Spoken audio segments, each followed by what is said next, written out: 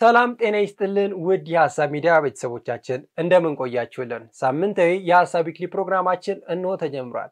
የዛሬ የሐሳብ ዊክሊ ፕሮግራማችን የሚሆነው እንግዲህ ሐሳብ ሌላችን 6 ወራትን ማስቆጠሩን ተከትሎ ባለፉት 6 ወራት ውስጥ ከተነሱ አበይትና ትልልቅ ጉዳዮች መካከል እየመራራጥን እያደረስን እንገኛለን። በዛሬ የሐሳብ ዊክሊ ፕሮግራማችን የሚሆነው እንግዲህ ኢትዮጵያ በትልቁ ያነሳችው ጥያቄ የቀይ ባህር ጉዳይ ነው። ጠቅላይ ሚኒስትር ዶክተር አብይ አህመድ የኢትዮጵያ ሕዝብ ቀይ ባህር ያስፈልገዋል፣ ቀይ ባህር ላይ እንደፈለግን ተንቀሳቅሰን የራሳችንን ንግድ ማሳለጥ አለብን ብለናል። በዚህም ሁኔታ እንግዲህ ኢትዮጵያ የቀይ ባህር ወይንም ደግሞ የባህር በር ለማግኘት የተለያዩ እንቅስቃሴዎችን ሄዳለች። ላለፉት 5 ዓመታቶች በተለያዩ የዲፕሎማሲያዊ መንገድ ሄደናል።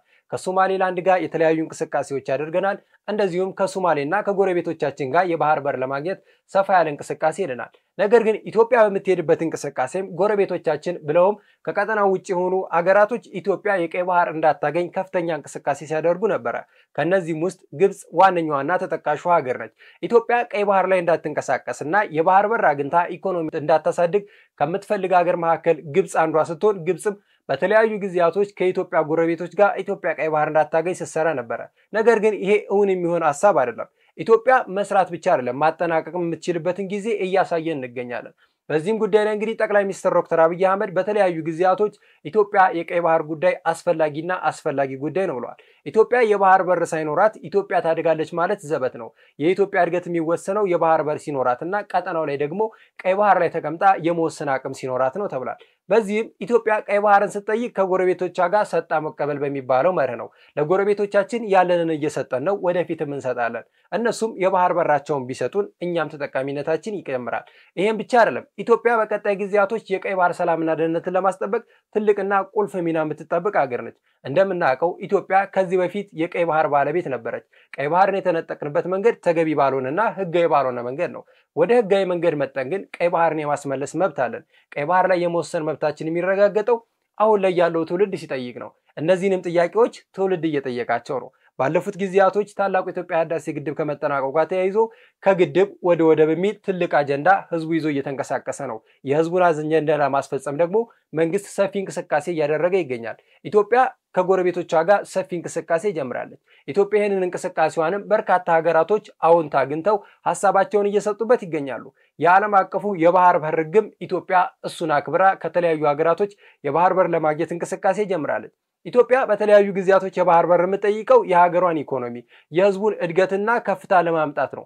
130 ሚሊዮን ህዝብ የባህር በር ሳይኖረው ይኖር ማለት ዘበት ነው። በተለያዩ ጊዜያቶች ጠቅላይ ሚኒስትር ዶክተር አብይ አህመድና አሁን ያሉት የመንግስት ባለስልጣናቶች እንደዚሁም የተለያዩ ዲፕሎማቶች ዕውቀት ያላቸው ሰዎችም ኢትዮጵያ የባህር በር ያስፈልጋታል የሚለውን ጥያቄ በሰፊው እያነሱት ነው። እኛም እንግዲህ ባለፉት 6 ወራት በሐሳብ ዊክሊ ፕሮግራማችን እንግዲህ ለኢትዮጵያ ቀይ ባህር ምን ያስፈልጋል፣ ቀይ ባህርንስ ብናገኝ ጠቀሜታው ምንድነው፣ በቀይ ባህር ላይስ ያለንስ ተጠቃሚነት ምንድነው የሚለውን ባለፉት ጊዜያቶች በሰፊ ተወያይተናል። እነዚህን ፕሮግራሞች አጠር አድርገን ወደ እናንተ ምናደርስ ይሆናል። እናንተም ፕሮግራማችንን እስከ መጨረሻው እንድትከታተሉ እየጋበዝን የዩቲዩብ ቻናላችንንም ሰብስክራይብ፣ ላይክ፣ ሼር እንድታደርጉ እየጋበዙ በቀጣይ ቀን በሌላ አጀንዳ እስከመመለስ ቸር ቆዩን።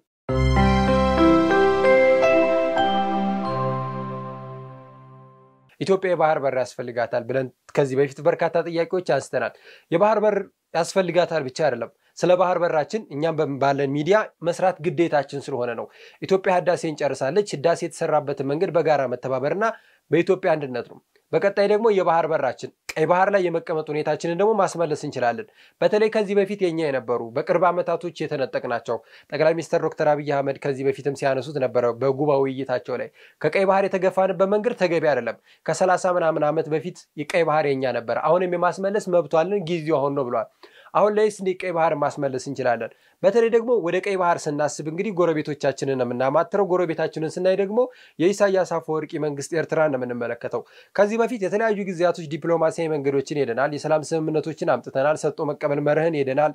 ከተለያዩ እንቅስቃሴዎችን አድርገናል። እስካሁን ግን የኢሳያስ አፈወርቂ መንግስት ምንም አይነት እንቅስቃሴዎችን ሲያደርግ አልታየንም። እንዲያውም ኢትዮጵያ የባህር በር ቀይ ባህርን ለመውሰድ ስትፈልግ ኤርትራ ላይ ወረራ ልታደርግ ትችላለች የሚል አዳዲስ ፕሮፓጋንዳ ያነሳል። ነገር ግን ይሄ ሙሉ ለሙሉ ፉርሽ የሆነና እውነት ያልሆነ መረጃ ነው። በተለያዩ ጊዜያቶች ጠቅላይ ሚኒስትር ዶክተር አብይ አህመድ በፓርላማ ካነሱት፣ ጉባ ላይ ባነሱት፣ እንደዚሁም ደግሞ በተለያዩ አጋጣሚዎች የመደመር መጽሐፍ ሲመረቅ ካነሱት አንጻር 5 ዓመትን ታግሰናል። 5 ዓመትንም የታገስንበት መንገድ በዲፕሎማሲያዊ መንገድ መሄድ ስላለብን ነው ብለዋል። አሁንም ያንን መንገድ ነው የምንቀጥለው። ዓለም አቀፉ የባህር በር ህግ እንደሚለው ከሆነ ከጎረቤቶቻችን ጋር ሰጥቶ መቀበል በሚባለው መርህ በእነዚህ መሰረቶች የባህር በር የማግኘት መብት አለን። ነገር ግን ጎረቤቶቻችን እነዚህን ተግባራዊ ሲያደርጉ አንመለከትም። የመጀመሪያ ጉዳያችን ኢሳያስ አፈወርቂ ነው። ኢሳያስ አፈወርቂ እንግዲህ የራሱ ሀገርን እንኳን እየጠቀመ ያለበት ሁኔታ አንመለከትም። ኢትዮጵያ 130 ሚሊዮን ህዝብ አላት። ከዛም ቁጥር እየጨመረ ነው የምንሄደው። በቀጣይ ጊዜያቶች ይሄ 130 ሚሊዮን ህዝብ ጥያቄ አይደለም የሚያነሳው። የመብላት ፍላጎትህ፣ የማደግ ፍላጎትህ፣ የመኖር ፍላጎትህ እየጨመረ በመጣ ቁጥር ቀይ ባህርን የማግኘት መብትን ወደ ጉልበት ልቀይረው ይችላል። ነገር ግን አሁን ላይ እየሄድንበት ያለው መንገድ አይደለም። 130 ሚሊዮን ያለው ህዝብ፣ የኤርትራ ህዝብ 20 ሚሊዮን ህዝብ ግን 4 ወደብ አለው። 4 ቀይ ባህር ላይ ወደብ ያለው ሀገር አንዱንም ሲጠቀምበት አንመለከትም። የቀይ ባህርን ጉዳይ ስንመለከተው በሰፊው የሚመጣው ሻቢያ ከረሚላውን ቀምሱ የሻቢያና የህወሓት ያልተቀደሰ ጋብቻ ድብቅ ኮሊደር ከፍተው ሲሸቅጡ ሲነግዱ ይውላሉ። በዛ ንግዶች ውስጥ 90% ከሻቢያ ወደ ህወሓት የሚላከው ተተኳሽና መሳሪያ ነው። ከኢትዮጵያ የሚሄድለት ደግሞ ነዳጅና ሸቀጣ ሸቀጥ እንዲሁም ጥራጥሬ ምርት ነው። በዚህ ጥራጥሬ ውስጥ ነው ሻቢያ ከረሚላውን የቀመሰው። ምክንያቱም ኢትዮጵያ ሰፊ የሆነ የመልማት አቅም አላት። ራሷን በግብርና በመቻል እንዲሁም የምግብ ሉዓላዊነቷን ለማስከበር የምታደርገው ጥረት እስከ ኤክስፖርት ድረስ እያደረሳት ይገኛል። የሻቢያ መንግስት ከፍተኛ የሆነ የምግብ ችግር አለበት። በነገራችን ላይ ወዲ መረጃዎችን ሳገላብጥ ካገኘዋቸው ውስጥ መረጃዎች ውስጥ በጣም አስገራሚ መረጃ ልንገር። የሻቢያ መንግስት ከሚያስገባቸው ከእያንዳንዱ መርከብ ውስጥ ከግማሽ በላይ የሚሆነው ምግብ ነው። ይህ እንደ ሀገር ውድቀት ነው። ምክንያቱም ሀገራት ኢምፖርታቸው ላይ ሰፋ ብሎ የሚታየው ነዳጅ ሸቀጣ ሸቀጥ ነው። የኤርትራ መንግስት ግን ምግብ ነው ሲገዛ የሚውለው። ያ ለምን ሆነ ስትል ሻቢያ የሚታረስ መሬት በበቂ ሁኔታ የለውም። ሁለተኛ የማዳበሪያ እጥረት አለበት። በሶስተኛ ደረጃ ደግሞ ያለውን አቅም አሰናስሎ ራስን በምግብ ሉዓላዊነት የመቻል ሂደት ውስጥ አልገባም። እንደሚታወቀው የሻቢያ መንግስት ቁጠባን መሰረት ያደረገ መንግስት ነው ራሱ እንደሚለው። ስለዚህ ያላቸው አማራጭ እያንዳንዱን ምግብ በመግዛት ነው እየተጠቀሙ ያሉት። ያ የሀገሪቷ እድገት ዞሮ ተሽከርክሮ ከአንድ ማዕቀፍ ውስጥ እንዳይወጣ አድርጎታል። ኢትዮጵያ በዚህ ደረጃ በጣም ሀብታም የምትባለች። ምክንያቱም ኢትዮጵያ ስንዴን ለመላክ እየሞከረች ነው። ሁለተኛ እርዳታ እንኳን እንዳይመጣ ሰፊ ሩጫ ውስጥ ገብታለች። የሻቢያ መንግስት ከዚህ ከሰፊው የኢትዮጵያ ማዕድ መቋረስ ይችላል፣ መብላት ይችላል። ግን በነገራችን ላይ የድሮ ሰዎች ምን ይላሉ? በጥባጭ ካለ ማንጥሩ ይጠጣል ይባላል። ግብጽ በጥባጯ ነች። ጥሩ መጠጣት ያካታቸው ደግሞ ኢትዮጵያና ኤርትራ ናቸው። እነዚህ ሁለት ሀገራት በጋራ ተስማምተው ወደቡንም ባንኩንም የደህንነት ማዕቀፉንም በጋራ መጠቀም የሚችሉበት እድልን በግብጽ የተነሳ ተውታል። በነገራችን ላይ ግብጽ እዚህ ቦታ ላይ አተኩራ እየሰራች ያለችው የቀይ ባህርን የመቆጣጠር ስሜት ነው። ግን ለግብጽ የቀይ ባህር ስሜት ሲባል የኤርትራ ህዝብ መብላት መጠጣት ተነስቷል። ስለዚህ እንደ ሀገር እንደ ሆርን ኦፍ አፍሪካ ተባብሮ የማደግን ትልም ቀጭቶ ያስቀረ እንቅስቃሴ ነው። በነገራችን ላይ ኢትዮጵያ ጠንካራ የሚባል ማዕከላዊ መንግስት አላት በሆርን ኦፍ አፍሪካ ውስጥ። በነገራችን ላይ ዮርዲ የሻቢያ መንግስት በኒ ግምት የ15 ቀን ስራ ነው። ምክንያቱም ያረጀ ያፈጀ ግራ የገባው የተኮለታተፈ መንግስት ነው። ይሄ መንግስት ምናልባትም አዲስ ሜካናይዝድ ጦሮች እንኳን እያዘጋጀ አይደለም። የተለየ የተባለ ትጥቆች እያገኘ አይደለም። አለኝ ብሎ ያስወራቸው እንኳን የድሮን ግዢዎች በበቂ ሁኔታ አለመኖራቸውን መረጃዎች ያሳያሉ። ሻዕቢያ ከሚባለው በላይ የተዳከመ መንግስት ነው። የባህር በር ለሰጠን ሀገር እኛም ያለንን እንሰጣለን ሲሉ ነበር። ኢትዮጵያስ ምን ትሰጣለች? ኢትዮጵያ የባህር በር ለሰጣት ለጎረቤቱ ሀገር ምን አይነት ጠቀሜታዎችን ታደርጋለች? እንደምናውቀው ከጎረቤቶቻችን ጋር እስካሁንም እየሰጠን ነው፣ ከነሱም እየተቀበልን ነው። ነገር ግን አሁን ላይ በትልቁ ኢትዮጵያ የሚያስፈልጋት ዋነኛ ጉዳይ ቀይ ባህር ላይ መቀመጥና የባህር በር ጉዳይ ነው። 130 ሚሊዮን ህዝብ የባህር በር ያስፈልገዋል። ይህን የባህር በር ስትቀበል ግን ከ130 ሚሊዮን ህዝብ ደግሞ ለጎረቤቶች ወይንም የባህር በር ለሰጡ ሀገራቶች ምን ትሰጣለህ የሚለው ነው። ጠቅላይ ሚኒስትር ዶክተር አብይ አህመድ በአንድ ወቅት እንግዲህ ከተናገሩት ንግግር ኢትዮጵያ አየር መንገድን መስጠት እንችላለን፣ 20 እና 30% ሼር መውሰድ ይችላሉ፣ ከተለያዩ ሀገራቶች ጋር ስምምነት ማድረግ እንችላለን፣ የባህር በር ሲሰጡን ከኢትዮጵያ አየር መንገድ ሼር ካምፓኒ መውሰድ ይችላሉ። ይሄ ደግሞ የኢትዮጵያ አየር መንገድ ከአፍሪካ ብሎም ከዓለም ትልቅ የአየር መንገድ ነው። ከዓለም እየተወዳደረ ያለ አየር መንገድ ስታገኝ የሀገርህን እድገት በምን ያህል ደረጃ እንደሚያሳድገው ከዓመት ዓመት የሚያገኛቸው ትርፎች በጎረቤት ሀገራቶች ላይ ደግሞ የተለያዩ በረራዎችን የአየር መንገድ ማስፋፊያ ስራዎችን የምንሰራበት ስራዎችን ለኢትዮጵያ የሚጠቅማል፣ ለጎረቤቶቻችንም ይጠቅማል። የኢትዮጵያ ትልቁ ጥያቄ የባህር በር ነው። የባህር በራችንን ስናገኝ ደግሞ የኢትዮጵያ አየር መንገድን ግማሽ እንደዚሁም ሌሎች ፐርሰንቶችን ሼር ብናደርግ እንደዚሁም በኢትዮጵያ ትልቁና ግዙፉ የቴሌኮም ጣቢያችን ኢትዮ ቴሌኮምን ከአፍሪካ ግዙፉ ነው፣ በርካታ ተከታዮችና በርካታ አባላቶች ያለው ነው። ከዚህም ላይ እንግዲህ ሼር መውሰድ ይችላሉ። ኢትዮጵያ ሼር ከሰጠች ከጎረቤቶቿ ደግሞ የባህር በር ትቀበላለችና ዛሬ ላይ የባህር በርን የምናነሳው ለኢትዮጵያ እድገት ዋነኛውና ቁልፍ መሳሪያ ነው። ገቢ ወጫችን ንግዳችንን በባህር በራችን ማሳለጥ እንችላለን። የቀጠናው ጂኦፖለቲካ ላይ ለመወሰን ደግሞ የባህር በር ላይ እንደዚሁም ቀይ ባህር ላይ የባህር ኃይላችንን ማስፈር ያስፈልገናል። በእነዚህ ሂደቶች ኢትዮጵያ ለቀጣይ እድገቷ አሁን ላይ ነው መሰረቱን እየሰራች የምትገኘው። ትልልቅ ፕሮጀክቶችን አቀደናል። ትልልቅ ፕሮጀክቶችን በምንሰራቸው ጊዜ ለነዚህ ፕሮጀክቶች የሚያስፈልጉ ከውጭ የሚገቡ ግብአቶችን በምን ያህል ደረጃ እንግልቶች አሉ፣ ወደ ኢትዮጵያ ለማስገባት በርካታ ቀናቶች ወደብ ላይ ይቀመጣሉ፣ የወደብ ክራይ ያለብን። እነዚህ ሂደቶችን ለማቃለል ደግሞ ኢትዮጵያ በትልቅና በዋነኝነት የያዘችው የባህር በር ጉዳይ ነው። እንደው ኢትዮጵያ እነዚህ ነገሮችስ ባሰጥ እንደው በረከትን በተለያዩ ጊዜያቶች ተመለከትኳቸው አንዳንድ ነገሮች አሉ። ኢትዮጵያ የኢትዮጵያ አየር መንገድን፣ ቴሌኮምን፣ ትልልቅ የሚባሉ አገልግሎት ሰጪ ተቋማቶችን ባሰጥስ ለኢትዮጵያ ቀይ ባህር ያስፈልጋታል። ለኢትዮጵያ የባህር በር መስጠት አለባቸው። በተለይ ጎረቤት ሀገሮቻችንን ስንመለከት ከውሃ ጋር ተያይዞ እነሱም እንግዲህ ቀይ ባህር ውሃችን ነው የሚሉት። ኢትዮጵያ ያላትን ውሃ እንኳን ለጎረቤቶቿ ስትሰጥ የኖረች ሀገረች አሁንም እየሰጠች ነው።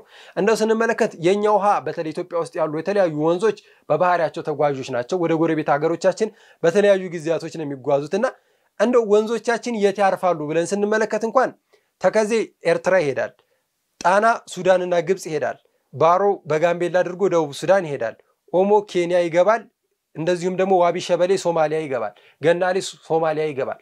እነዚህ ወንዞቻችን ለጎረቤቶቻችን ንጹሃን እየሰጠ ነው። የማይገኘው ዓለም ላይ ውድ የሆነው ንጹሃን ነው ኢትዮጵያ እየሰጠች የምትገኘውና ኢትዮጵያ ለነዚህ ሁሉ ሀገራቶች እንግዲህ ያላትን ወንዝ ያላትን ሀብት የኢትዮጵያ ውሃ ሀብቷ ተቆጥሮ ያልቅም። እንደው እስከዛሬ ወደ ገንዘብ ስላልተመን ነው እንጂ የኢትዮጵያ ሀብት ቢቆጠር በውሃ እንኳን ያላት ሀብት የትየለሌ ነው።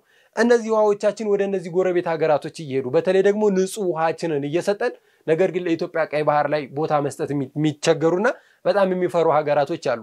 ኢትዮጵያ ገጸ በረከቶቿን ምንም ሳሰሰት እየሰጠች ነው የሚገኘው። ኢትዮጵያ የባህር በር ስትጠይቅ ባዶ እጇን አልሄደችም። ብዙ አማራጮች ይዛ ነው ሄደችው። በአፍሪካ ተፎካካሪ ያልተገኘላቸውን ብርቅዬ ተቋሞች ይዛ ነው የቀረበችው። ኢትዮጵያ አቅም አላት። ያልተነካ ፖቴንሻል ይዛ ነው እየመጣች ያለችው። ብልጥ ሆኖ መጠቀም የጎረቤቶቻችን ጉዳይ ነው። ግን እነሱ ተጠቀሙም አልተጠቀሙም ጥያቄው የትውልድ ጥያቄ ነው። በነገራችን ላይ የትኛውም መስፈርትን ብናስቀምጥ ኢትዮጵያ የቀይ ባህር በር ያስፈልጋታል። ከ130 በላይ ህዝብ የያዘችን ሀገር ቆልፎ ማስቀመጥ ፈርመንት ያደረገን ወይን እንደማመቅ ነው የሚቆጠረው። ወይ ይፈነዳል ወይ ገንጥሎ ይሄዳል።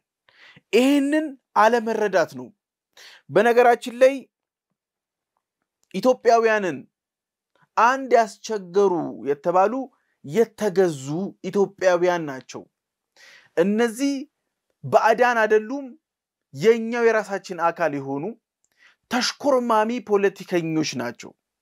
እነዚህ ናቸው ኢትዮጵያን ዛሬ የራሳችን የነበረ በታሪክ መጥፎ አጋጣሚ ያጣነውን የማስመለስ ሂደትን እንኳን ሲያኮላሹ ሲያንቋሽሹ የሚውሉት። አንደኛው ኢትዮ ፎረም ነው። በዚህ አጋጣሚ እነዚህ ሚዲያዎች ለምንድነው የትውልድን ጥያቄ የማይረዱት? ያሳፋሪ ነው።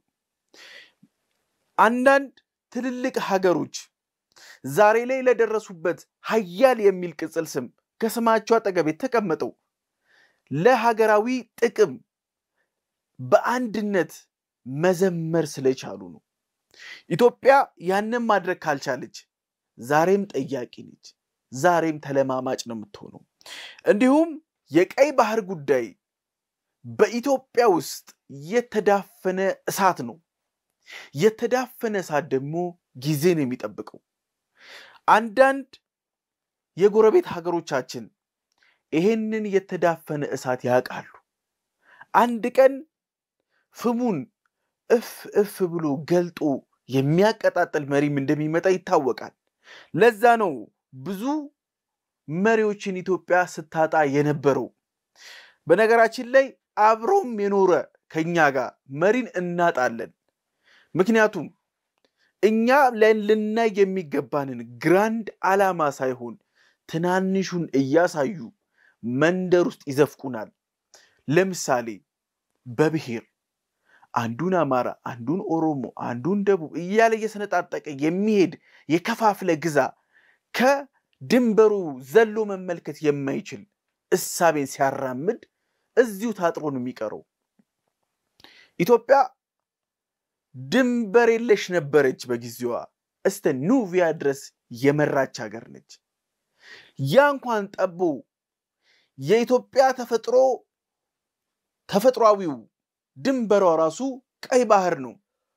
ከቀይ ባህር ተገፍተን አሁን ደግሞ ከማዕከሉ እንኳን ከአንዱ ክልል ወደ አንዱ ክልል እንዳንሄድ የሚያደርግን እሳቤ ጠመንጃ በማስታጠቅ ሲከፍሉን የኖሩት። ኢትዮጵያ እያጣችው ያለው አንደኛ የተከፈተባትን የስነ ልቦና ጦርነት አለመረዳቷ ነው። ይሄ ከስብራቶቻችን ሁሉ የከፋው ስብራት ነው። ምክንያቱም የዚህ ስብራትን አለመረዳት ነው ትውልዱ የሚሰራለትን የሚሮጥለትን የሚሞትለትን ዓላማ ግብ ሚሽን ቪዥን ማስቀመጥ ስላልቻለ ነው። ጎል የሌለው ኳስ ጨዋታ ልፋት ብቻ ነው። በዚህም ምንም አይነት ላብ ብታወጣም ከደም አትርፍ። ኢትዮጵያ ዛሬ ላይ የወጠነችው ውጠና በጣም ጥሩ የሚባል ነው። በታሪክ የሰራነው ስህተት የምናረምበት። እንዴት አሉ? ይህ ሐሳብ ሚዲያ ነው። አብረውን ቢሰሩ ደስ ይለናል። በእኛ በኩል ለሰፊው ተደራሽነታችን እንዲተዋወቅ የሚፈልጉት ምርትና አገልግሎት አለዎት? ጥራቱን በጠበቀ ፕሮዳክሽን የልቦትን በሚያደርስ መልእክት አጅበን እናስተዋውቅሎ።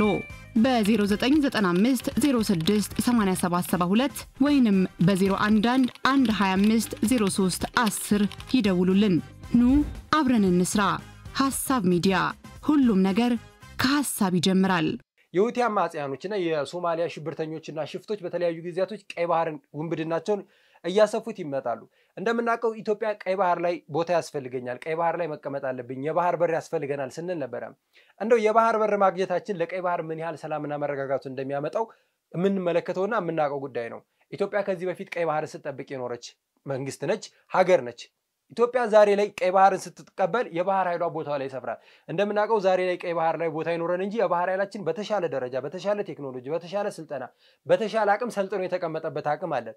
ኢትዮጵያ ዛሬ ላይ ሰልጥኖ የተቀመጠ ኃይል እያላት ነገር ግን ቦታው ላይ የተቀመጡ ሀገራቶች የነዚህ ግማሽ ወይንም ሩብ የሚሆን ኃይል የላቸውም። እንደምናውቀው ቦታው ላይ የሚገኙ እንደነ ሶማሊያ፣ ጅቡቲ ኤርትራ ያሉ ሀገራቶች የራሳቸውን የውስጥ ፖለቲካ እንኳን ለመጠበቅ በጣም ተቸግረው ነው የሚገኙት እንደምናውቀው ቀጠናው ላይ ካሉ ትልልቅ ሀገራቶች በተለይ በፖለቲካ በኢኮኖሚ በወታደራዊ አቅም ኢትዮጵያን ሊወዳደር የሚችል አካል የለም ኢትዮጵያ ቀጠናው ላይ መኖሯ ብቻ ለቀጠናው በሰላምና መረጋጋት በርካታ ሚናዎችን እየተጫወተ ነው በቀጣይስ ቀይ ባህር ላይ ምን አይነት ሚና መጫወት አለብን የቀይ ባህር ሰላምና ደህንነትን በተለይ ደግሞ ቦታው ላይ ያሉ አሸባሪዎችን የሽፍቶችን እንዴት መጠበቅ እንችላለን ስንል የኢትዮጵያ ባህር ኃይል ቦታው ላይ መቀመጥ አለበት የኢትዮጵያ ባህር ኃይል ከቀይ ባህር ተገፍቶ ሲወጣ ከዛ በኋላ የነበረውንና ከዛ በፊት የነበረውን መመልከት እንችላለን በተለይ አሁን ከጊዜ ወደ ጊዜ እየመጡ ያሉ የመርከቦች መታገት የመርከቦች ማስመጥ ስራዎችን እየሰሩ ይገኛሉ እነዚህ ስራዎችን የነዚህ ወንበዴዎችን ነገር ለማስቆም ደግሞ ኢትዮጵያ በትልቁ ታስፈልጋለች ለኢትዮጵያ ባህር በር ሰጠ ማለት የኢትዮጵያ ባህር ኃይልን ቦታው ላይ ያስቀመጥክ ማለት ነው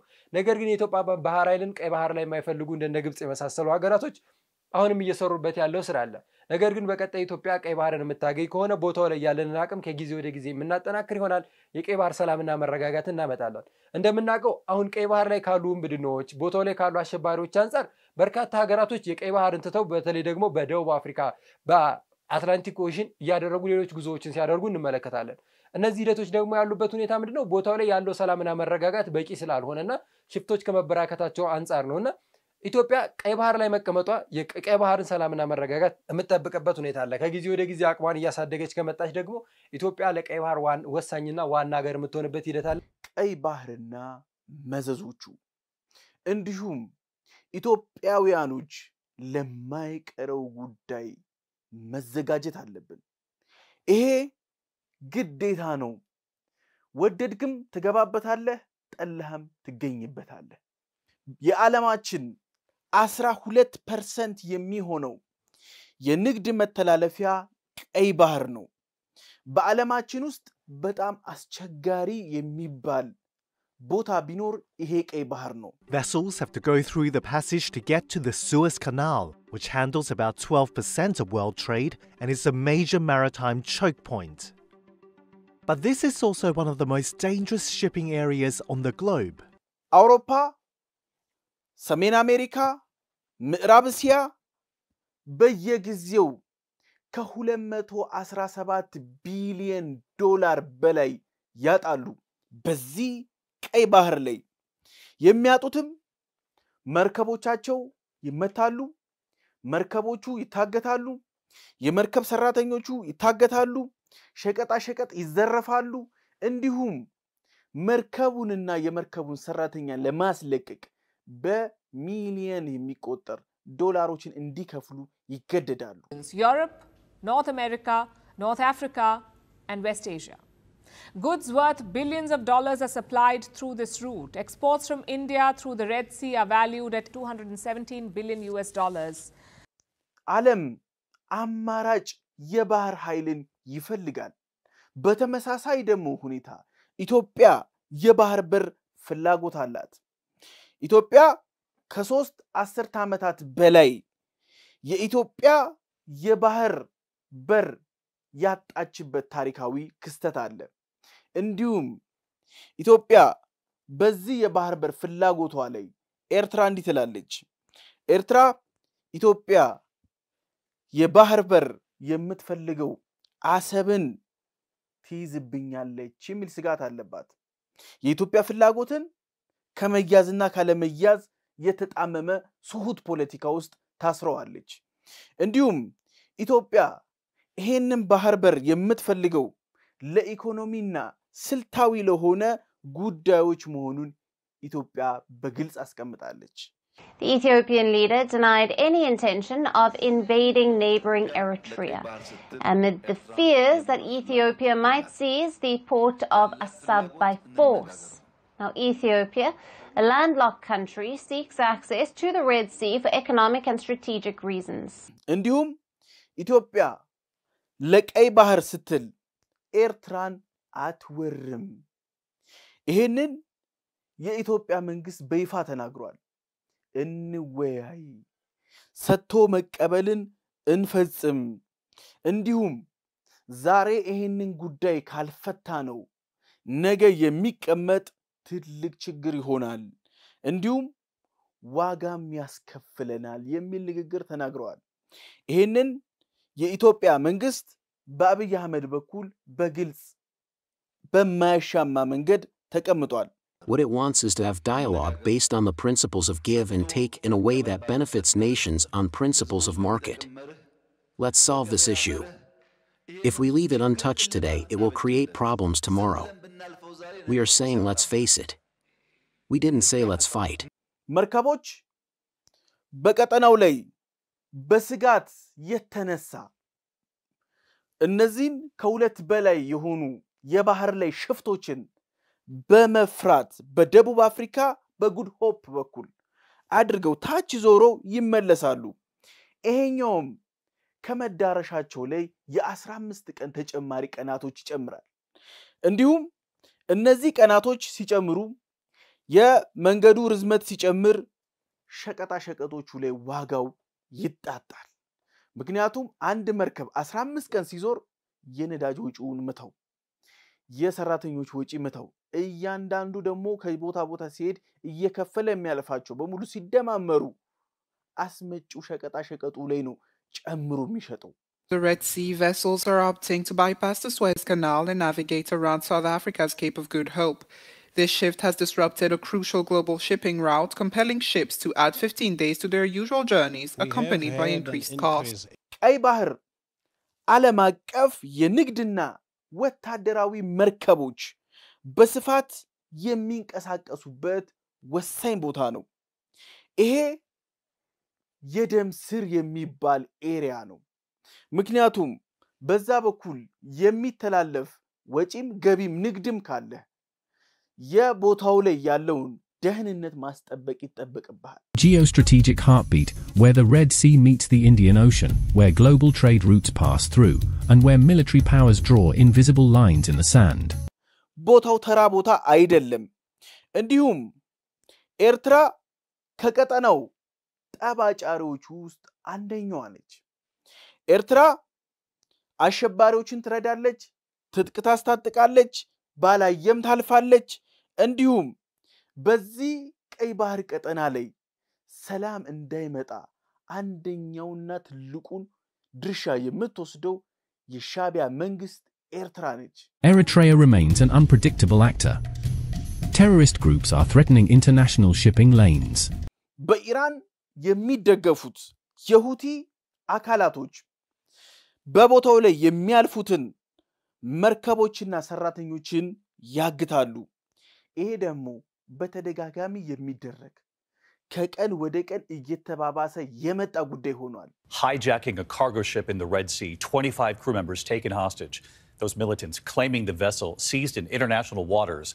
ቀይ ባህር ለኢትዮጵያም ሆነ ለሌሎች ሀገራት በጣም ወሳኝ የሚባል ቦታ ነው። እንዲሁም ይሄ የተጨናነቀ የንግድ ቀጠና እንዲሁም ይሄንን ወታደራዊም ሸቀጣ ሸቀጥም ነዳጅም የሚተላለፍበትን ቦታ መቆጣጠር ንግድህን እንደማሳለጥ የምታደርገው ትራንዛክሽን ሴፍ መሆኑን ማረጋገጥም ጭምር ነው። ይሄ የህልውና ጉዳይም ጭምር ስለሚሆን Whoever controls this stretch of coastline controls access to one of the busiest maritime corridors in the world. ቀይ ባህር የሶማሊያ የባህር ላይ ቀበኞች መናኸሪያ አድርገውታል። እንዲሁም ይሄ የትኛው መርከብ በዛ ኤሪያ ላይ ሲያልፍ ከሶማሊያ ቀበኞች ጋር ሳይታኩስ አልፍም። ይሄ በየቀኑ የሚደረግ የመርከበኞች አስከፊው ህይወት ነው። አንዳንዶቹ የሀገራቻቸውን ወታደር ይዞ ሄዳሉ፣ አንዳንዶቹ ደግሞ ፕራይቬት ጋርዶችን ቀጥረው ነው ይሄንን አገልግሎት የሚያገኙት። A pirate boat tries to board the vessel, and that's the response from the private security on board.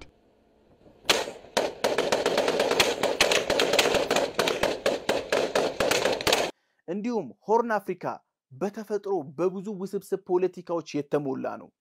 ይሄንን ኤሪያ ማንም ኃይል መቶ ሊያረጋጋው ሰላሙን ሊያሰፍን አይችልም። There's been an attack on an American warship in the Red Sea near Yemen. It's unclear if anyone was injured, but an official tells ABC News several drones headed towards the ship were shot down. Multiple commercial ships were also attacked. ለዚህ ተለዋዋጭ ለሆነ ቦታ ወሳኝ የሚባለው ከዚህ በፊትም በተሞክሮ የታየው የኢትዮጵያ ባህር ኃይል ብቻ ነው። ኢትዮጵያ ቀይ ባህር ያጣችበት መንገድ ተገቢ አይደለም። አሰብን የተነጠቅንበት መንገድ የራሳችንን ወደቦች ያጣንባቸው መንገዶች ህጋዊ ባልሆነ ሂደት ነበረ። አሁን ላይ ግን በዛ ህጋዊ ሂደት የተነጠቅነውን ነገር የማስመለስ መብት እንዳለን አውቀናል። ዛሬ ላይ ትውልዱ ነቅቷል። በረከት ያለፈው ትውልድ ቀይ ባህር ሲባል ምንም ነበር የማይመስለው ውሃ እንደው ያለፉ መሪዎችም እንዳሉት ከሆነ ቀይ ባህር ለግመል ማጠጫ የሚመስለው ህዝብ ነበር። ነገር ግን ቀይ ባህር ለኢትዮጵያ ህዝብ ምን አይነት አስፈላጊና ምን አይነት አቅም እንዳለው አሁን ላይ ማየት እንችላለን። ምክንያቱም ቆም ብለን ስናስብ ለጅቡቲ ወደብ ክራይ የምንዋጣቸው ገንዘቦችን ተመለከትን። የራሳችን የባህር በር ስለሌለን ምን አይነት የባህር ላይ እንቅስቃሴ የባህር ላይ ንግዶቻችንን በምን ያህል ደረጃ እየተስተጓጎሉብን ወደብ ላይ በርካታ ችግሮች እየደረሱብን ስንመለከት ኢትዮጵያ አሁን ላይ ቀይ ባህር ያስፈልጋታል የሚለው ጥያቄ በሰፊው ተነሳ። ጠቅላይ ሚኒስትር ዶክተር አብይ አህመድ ከ5 ዓመት በፊት ያነሱት አጀንዳ ነው። ነገር ግን ሲወርድ ሲዋረድ ከተለያዩ ሀገራቶች የዲፕሎማሲያዊ መንገድ ስንሄድ በተለያዩ እንቅስቃሴዎች ስንሄድ ዛሬ ላይ እዚህ ላይ ደርሰናል። የህዝብ ጥያቄ ሆኗል። ከዚህ በፊት ይነሱ የነበሩት በመንግስት ባለስልጣናትና በመንግስት ብቻ ሲነሳ የነበረ ጥያቄ አሁን የትውልድ ጥያቄ ሆኗል። ከህዳሴ ወደ ወደብ የሚለው ትልቁ ጥያቄ እየተነሳ ነውና በቀጣይ ጊዜያቶች ኢትዮጵያ የባህር በር ለማስመለስ ዲፕሎማሲያዊ መንገዷን እያስኬደች ነው። የሰላም ስምምነቶችን ሰጥቶ መቀበል በሚባለው መርህ እንደዚሁም ቀይ ባህርን ብናገኝ የምናገኛቸው ጠቀሜታዎች የኢትዮጵያስ ቀይ ባህር ላይ ያላት ጠቀሜታ እንደዚሁም ለቀይ ባህር የምትሰጣቸው አገልግሎቶች ከዚህ በፊት አንስተናል በሰፊው። ኢትዮጵያ ቀይ ባህርን ብቻ ስትወስድ የምትሰጠው በርካታ ነገሮች አሉ። የባህሩን ሰላምና ደህንነት ትጠብቃለች። ከጎረቤት ሀገራቶች ጋር ሰጥቶ መቀበል በሚባለው መርህ ላይ በርካታ ትልልቅ የሚባሉ የኢትዮጵያ ኢንዱስትሪዎች ወይንም ደግሞ ተቋማቶችን በሼር ካምፓኒነት እስከ መስጠት ደረጃ ደርሰናል። ቀይ ባህር ምን ያህል እንደሚያስፈልገን የምናይባቸው መንገዶች እነዚህ ናቸው። ሀገሪቷ ላይ አሉ የሚባሉ ትልልቅ እንደ አየር መንገድ እንደ ቴሌ ያሉ ካምፓኒዎችን በሼር ሰጠን የባህር በር ማግኘታችን የሀገራችንን እድገት ያፋጥነዋል። ጠቅላይ ሚኒስትር ዶክተር አብይ አህመድ የሄዱበት መንገድ በጣም ስልታዊ የሚባል መንገድ ነው። ቀይ ባህር ለኢትዮጵያ ህዝብ ምን አይነት አስፈላጊ እንደሆነ በተለይ የባህር በር ለጂኦፖለቲካ፣ ለኢኮኖሚ፣ ለእድገት፣ ለህዝብ መሰረተ ልማቶች ፍሰታችን በጣም አስፈላጊ ከመሆኑ የተነሳ ሀገሪቷ ላይ ያሉ የሚባሉ ትልልቅ ካምፓኒዎችንም እስከ መስጠት ወይንም ሼር ካምፓኒ እስከ መግባት ያሰብንባቸው እቅዶች አሉ። እነዚህ እቅዶች የኢትዮጵያን ተጠቃሚነት ከፍ የሚያደርግ ነው። ኢትዮጵያ በቀጣይ ጊዜያቶች የራሷን እድገት የምታመጣው ባህር ሲኖራት ነው። 130 ሚሊዮን ያላት ሀገር የፖለቲካ የኢኮኖሚ እድገቷ ከጊዜ ወደ ጊዜ ከፍ እያለ ነው። ጂኦፖለቲካውንም ስንመለከተው ቀጠናው ላይ ያለው ሂደት በጣም እየሰፋና ከጊዜ ወደ ጊዜ የጨመረ ነውና 130 ሚሊዮን ህዝብ የባህር በር የለውም ብለን ስንመለከት በጣም ኖር የሆነበት ጉዳይ ነውና የኢትዮጵያን ጥያቄዎች የተለያዩ ሀገራቶችም እየደገፉ ነው። ጎረቤቶቻችንም እንደሚያስፈልገን አሁን ላይ እየገባን ያሉበት ሂደት ነው። ቀይ ባህር ምን ያክል ለሀገር ኢኮኖሚያዊ እንዲሁም ቀጠናዊ ተሰሚነትን እንደሚጨምር በደንብ እንመልከተው። የመጀመሪያው የኢትዮጵያን የንግድና የትራንስፖርት ወጪን መቀነስ ያስችላል።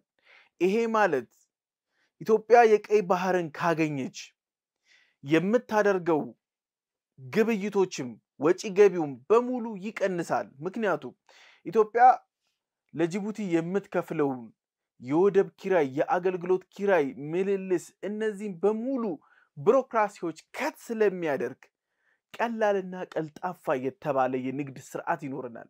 ይሄ ደግሞ የሀገር ኢኮኖሚን ካለበት ከፍተኛ ጊዜውን ያልጠበቀ አንዳንዱም እንደውም ከሚታሰበው በላይ ቀደም ብሎ የሚመጡ ግሽበቶችን መቆጣጠር ያስችለናል።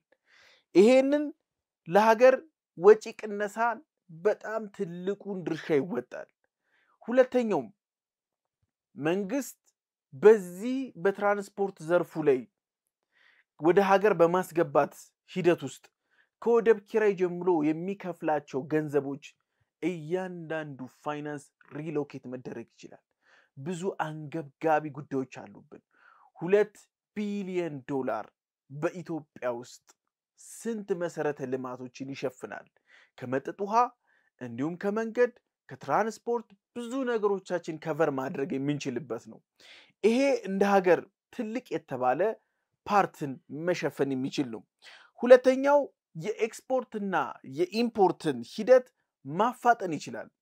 በሰው ወደብ ውስጥ ስትጠቀም እያንዳንዱ ኤክስፖርትም ገቢም ወጪም በዛ ሀገር ስር ነው የሚያርፈው የዛን ሀገር ፕሮሰስ እንደገና ደግሞ ሁለተኛ የኢትዮጵያ ስለዚህ እያንዳንዱ ወጪ የምናደርጋቸው አብሶ ኤክስፖርት ላይ የምንሰራቸው የምናወጣቸው እንደ ሀገር ምርቶች በቀላሉ በፈጣን ቀጥታ መጫን ያስችለናል የወደብ አገልግሎት በግላችን ካለ ይሄ እንደ ሀገር በጣም ወሳኝ የሚባል ሚና ይጫወታል ሸቀጣ ሸቀጦች ሰዓታቸውን ቢሮክራሲያቸውን እነዚህን ሁሉ ነገር አሳልጠው መሄድ ከተቻሉ የሀገር ኢኮኖሚ ቀጥተኛ የሚባል ተጠቃሚነት ጂዲፒያችን ላይ የሚታይ ለውጥ ማስመዝገብ ያስችለናል እንዲሁም የውጪ ኢንቨስትመንትን መሳብ እንችላለን የውጪ ኢንቨስትመንትን እንዴት መሳብ እንችላለን የሚለው ነገር እንመልከት ኢትዮጵያ